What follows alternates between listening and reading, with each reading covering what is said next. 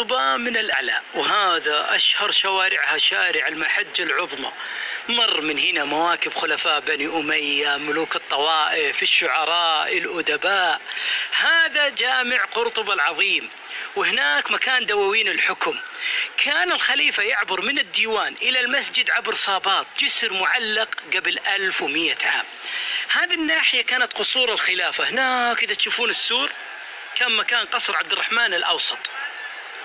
وهنا هذا البيت الأبيض تشوفونه، هذا دار زرياب، رائد فن الاتيكيت العالمي.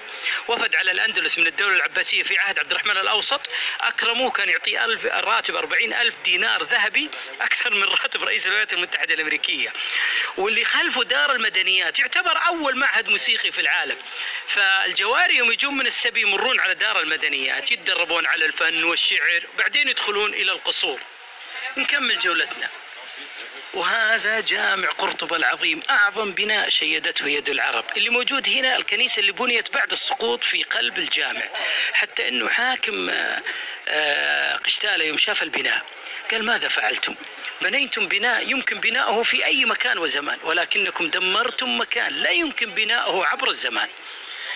هناك نهر الوادي العظيم، نهر الوادي الكبير في قرطبة، اللي طوله حوالي 650 كيلو متر من جبال جيان حتى المحيط الأطلسي.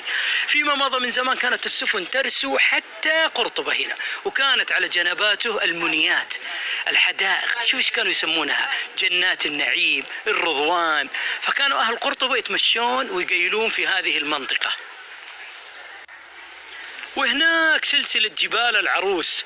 ضاقت قرطبة في وقت عبد الرحمن الناصر على ساكنيها، فبنى مدينة الزهراء، أعظم مدينة ملوكية في تاريخ الأندلس وفي زمانها، بناها على سفح جبال العروس. وفي هذه الناحية الرصافة اللي بناها عبد الرحمن الداخل صقر قريش، ولكن لا يوجد لها آثار اليوم، وفي مكانها فندق.